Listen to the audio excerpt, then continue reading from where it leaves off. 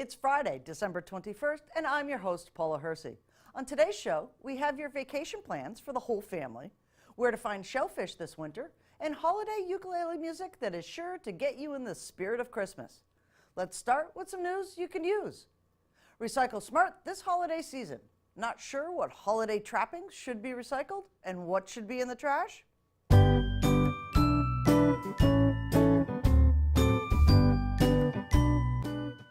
Do you really know what you should be tossing into the recycling bins at the transfer station?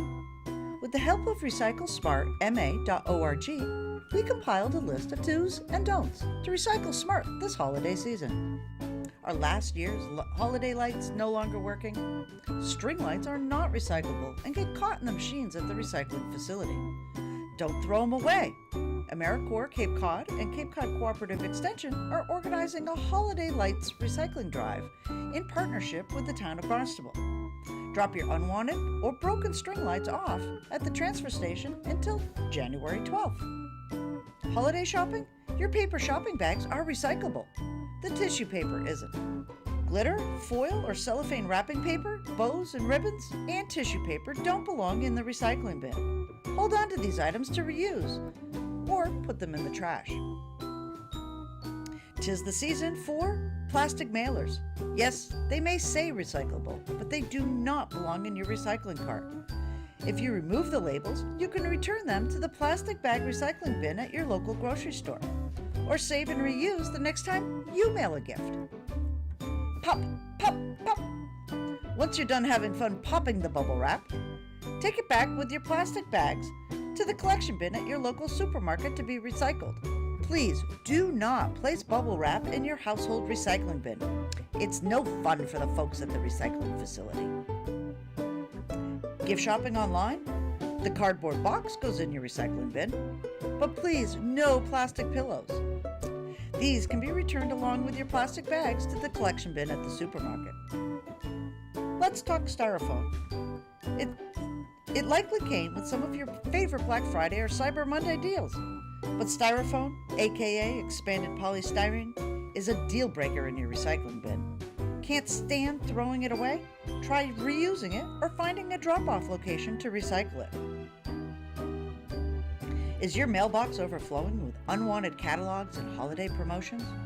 Good news, you can recycle these. Even better news, you can opt out. Holiday cookie tins can be reused or recycled. Just eat all the cookies first and remove any cling wrap or wax paper. And remember, RecycleSmartMA.org has a Wikipedia that you can find out what's recyclable in your transfer station. Most holiday dinners in the town of Barnstable usually include some type of shellfish. Stuffed quahogs, clam chowder, steamers, and of course, the oyster. Natural Resource Officer Amy Croto has compiled a list of where to dig this winter, so grab your rakes and baskets, don the waders, and go get your gifts from the sea.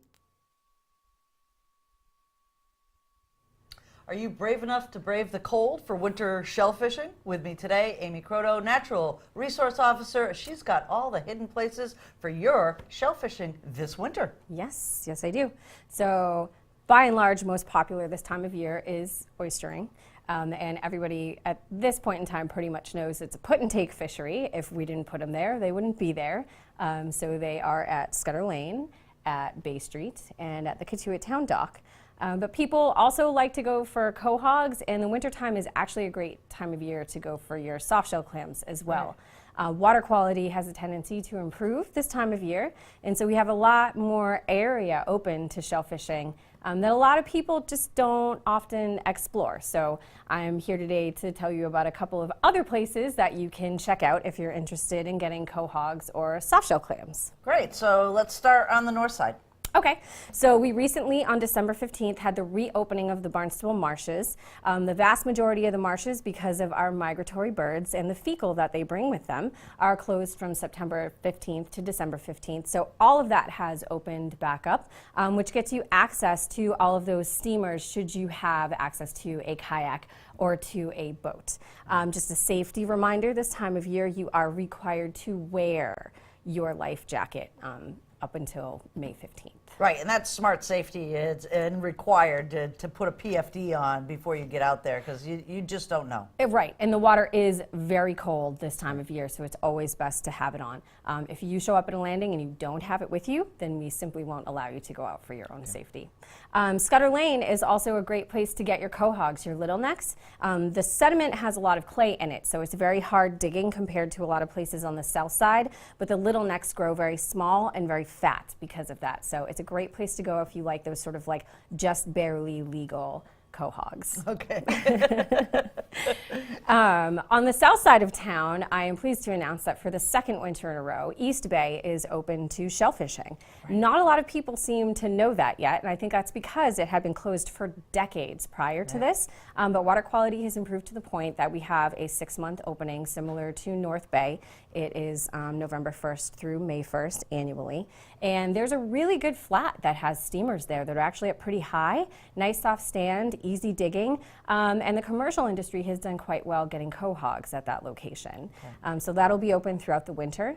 There's also in North Bay, everyone's familiar with Bay Street. Not everybody is familiar with Great Bay Road, which if you're at Bridge Street Landing and you continue over the bridge is on your right-hand side. And there is a beautiful shoreline that's very sandy, natural quahogs, seeded quahogs, and there's beautiful steamers there as well. And again, nice soft sand. If your preference is to hit up Cotuit, which a lot of people prefer to do, they're doing work at Cordwood right now, so you don't have any access to that area. And the popularity of Handy Point in the summer leaves it pretty much decimated to quahogs this time of year. But there's a beautiful set of softshell clams along Bluff Point Relay area, which is off of Ocean View Ave. And there are also old relay quahogs there. So if you're looking for chowders, it's an excellent spot to get those for your stuffers. Fantastic. Yeah. Anything that folks should be aware of at this time of year? I know the weather's really cold. Proper gear is really key here. Yes. I do always suggest, everybody wears their waders. If you're going out on a day and the water is sort of tumultuous, I always urge people to have at least one strap of their waders undone. If for some reason you get hit by a wave, it gives you better access to remove yourself from your waders, which will inevitably sink you once they fill with water. And then I always also suggest this time of year to go out with somebody else. Don't go out shellfishing by yourself because the weather can change in a moment. It's very cold. If you take a spill, you're definitely going to want somebody else out there with you to help you because we might not always be there. Right. And what are the catch limits? So for our oysters, we're staying at a half a peck. Everybody I know from the 1 or 2 years that we allowed like a month of harvest at a full peck, it's like, when are you going to do that? When are you going to do that? But ultimately this year, we're going to keep it at a half a peck, at least probably until March, because we anticipate that the season will actually go all the way through to April 1st, which is great. Usually we shut down sometime in January or February. Quahogs is a level peck, not a mounded peck, and the same for soft shell clams. Excellent. I know it's going to be on my table this weekend. Yeah. Thanks so much for joining us, Amy. You're welcome. Have a great weekend. You too. The Christmas vacation can be tough on working families. The influx of relatives and the dilemma of what to do with the kids. Barnstable Recreation has just the answer that will make everyone merry. Skating, movies, open gym, game room, something for everyone. What are you going to do with your children on vacation week? It's coming up sooner than you think. With me today, right here at the HYCC, lots of programs to be had. We're going to start off with Mickey Davies. You've got a wonderful, not after school, but a vacation program. We do. We have a vacation program running from December 26th, the day after Christmas, right until Monday, December 31st. So we're going to do 4 days with the kids. We have lots of activities planned. We'll be skating here at the HYCC as well as using the game room. We'll be out bowling, into the arcade. We'll be going to the movies. Hopefully something very festive will be out at the time. And we're also going to be doing some cooking, some arts and crafts, visiting our open gym, which is going to take place at BIS during that time in the afternoon. So we have lots of great fun things planned. And we still have room. I know that lots of people during the holidays don't really have time to sign up for winter programming, so I do want to let you know that we do have about 8 spots left in our vacation program. We use our town vehicles. We take the kids all over the place. So we have opportunity to really get them out to where they'd like to be. That's fantastic. And what's the snack? Snacks for the day. So we have a lot of different snacks there. So I'm going shopping today, actually. So we have, you know, your regular pretzel sticks and things like that. But we do some cooking activities where they'll be making Rice Krispie treats and decorating those. So they use all different types of things for snacks, yeah. Well, Channel 18 might have to come back because, you know, Rice Krispies treats are just the I best, know. right, John? Absolutely. So, John, you've got some information, too. HYCC is going to be hopping for this vacation week. Absolutely. So, like Mickey said just a moment ago, she's got a great program for parents that need like all-day care. Through the rec department and at HYCC, we have some pop-in stuff where, you know, if you just need a couple hours for things to do, you know, we have open gym at BIS through the rec department with Melanie Mimo, and that's 12 to 4. It's $4 per student if they want to participate, and it's the 26th, 27th, and 28th. Right after the holidays. And then here at the HYCC, there's random pop-in times for open gym time and game room time, you know, for those families that are looking for 2, 3, 4 hours of time. If they're coming to the open gym at the youth center, they need to have the membership, which is $20 per year for residents and $40 for non-residents. And if they don't have a membership, if they have like grandchildren visiting from another location, it's $5 per day to visit here at the youth center to use the gym. So it's more of the quick pop-in stuff. If they want to play some basketball, volleyball, game room type activities, there's some things to do. And then also throughout the week of the vacation, there's public skating. During the week, I know after the holidays it's 2 to 4, and then other days it varies. So if you want to come in for a quick 2-hour skate, you know, there's great public skating to be had. Right, and it's really fun because a lot of kids get skates for Christmas, so. Yeah, absolutely. It's you know breaking out the new gifts and you know using them, whether it's a new volleyball, basketball, or new hockey skates or figure skates. It'd be a great time to put them to use. Usually we are very busy during that time, so I do suggest that you know if you're coming to do a public skate, to get here a little bit early to make sure you buy your passes to skate and then get your skates on. So as soon as 2 o'clock hits, you know you're on the ice ready to go.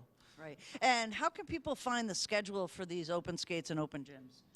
We have some schedules online, so on our website, and we also have them here available at the HYCC. I also wanted to say that the December vacation program does not take place here at the HYCC. That takes place at our Centerville Recreation Building on Main Street in Centerville, and will run from 8:30 to 4 for the kids, so really an all-day thing. An all-day thing, and that is in Centerville, in the Centerville Recreation, the community building there. Excellent. All right. Anything else you want to add, John? No, just all our stuff is available, like, you know, in our winter brochure or online or here at the youth centers, and they can always call us. You know, we'd love to get some phone calls, but more than happy to see lots of kids and families around at our programs during the vacation time. Excellent. So there is things for those vacation hours or maybe vacation days if you need the whole day. Come to the HYCC, check it out online at thetownofbarnstable.us. Thank you. A nice fire, a cup of tea or hot chocolate, and a good book is the antidote to keeping holiday stress at bay. We have a plethora of book recommendations for every genre. Corey, recommended reads for those doldrum days of the winter, for snowstorms that are sure to come. There's something here on the table for everyone. Yes, there is. So we're going to start with a couple of like my genre favorites, depending on where you fall in line with, like, do you like science fiction? Do you like fantasy? And then we'll get to the more general stuff that's for everybody. Okay. So first we got Head Full of Ghosts by Paul Tremblay. He's a local writer. He lives outside of Boston somewhere. He did a talk here at the library a while ago. And this is a family story. It's possibly a possession story. It's horror, I should say that. It's definitely horror. It's possibly a story about demon possession, or it's a story about a dysfunctional family with a child with mental illnesses that's undiagnosed and like how to deal with that. In the story, there's a family and one of the daughters is acting out and she's the possibly possessed one. That's not a spoiler. And a group from a reality TV show shows up and wants to film them. So it's all about this family being filmed for this as they kind of unravel. So awesome one if you like spooky stuff. Okay. Next up, we got Annihilation by Jeff Vandermeer. This was just made into a movie with Natalie Portman in it. awesome movie, very different from the book, but it's got the same setting, and the setting's like the coolest part of it, where it's this, the basic premise is there's a section of Florida where it's been kind of cordoned off by this shimmering barrier, is what they say. And everything on the inside of that barrier has reverted to nature. So there are no people there anymore. All the buildings are overcome with vines, and like there's kind of like mutant growth going on, where it's like flowers that are too beautiful or deer that are like too crazy looking. And it's about a group of 4 female scientists who go in and try to figure out what's going on. And they're like the 17th expedition into this shimmering barrier, and none of them have come back. So we learn about what happens in there in this guy. Great Okay. book. Next we got What Should Be Wild by Julia Fine. So this is a contemporary fairy tale. It's about a woman who, I mean, you track her from birth to when she's about 25. And everything she touches dies. And then when she touches it again, it comes back to life. So the story starts off with her father studying her, trying to figure out, like, what's going on with my daughter? Because that's an unfortunate circumstance. And her mother dies in childbirth because whatever she touches dies. So it starts off on that note, if you want a nice, shimmery, uplifting beginning. But there's a ton of humor in it. It's really funny, and the humor's like some good dark fairy tale humor, which if that appeals to you, it's a really good option. But you eventually track the daughter as she goes through her life, and she's kind of sequestered from society because she can't touch things or else they will die. And she doesn't want to live that kind of life anymore, so she wants to go out into the wider world. She's very trusting. She trusts some people that she might not want to trust. She trusts some people that she should trust, and there's a bunch of adventures that ensue. So that's a good one right there. So we got The Mere Wife by Maria Devana Headley. This is a retelling of Beowulf in contemporary times. It's about this one's cool. And it's very lyrical, it's very poetic. And some of the lines in here are just like, oh my God, that was a crazy sentence. Like, that is very well written. It's about a ex-military, a woman who was in the military. There was a bunch of, in the Middle East.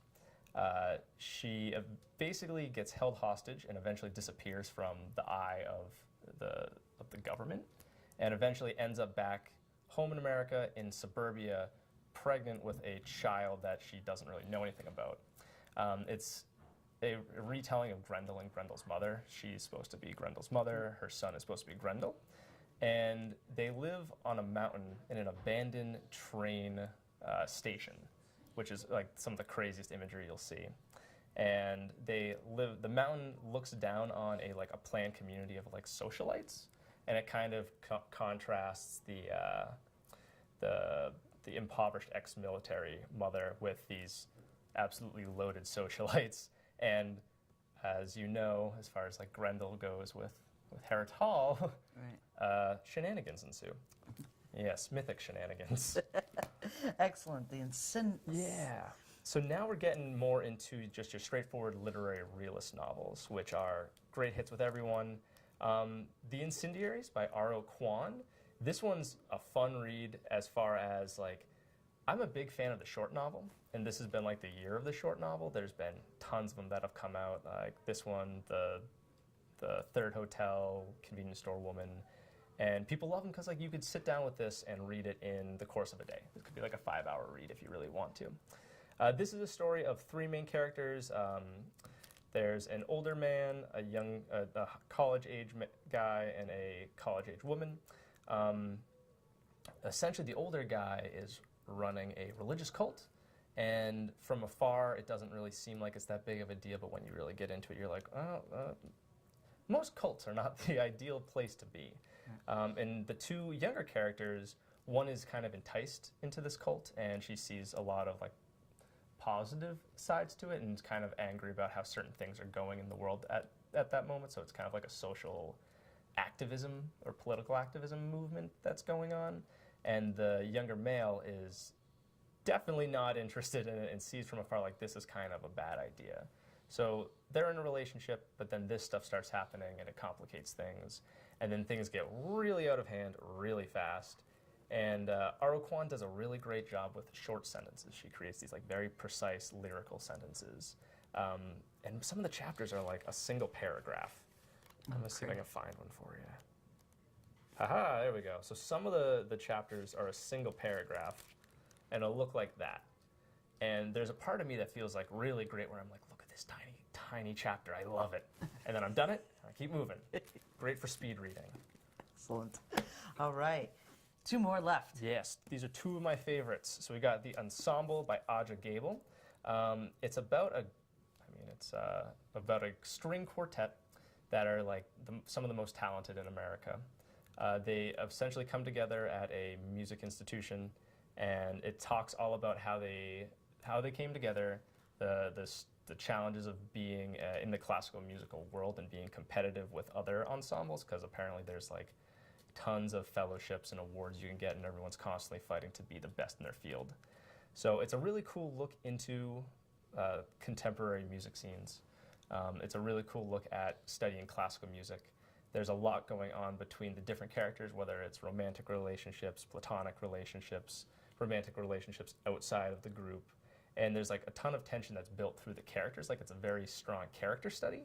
And I'm just really into the idea of learning about like what classical musicians do and how they perform and how they grow as a group.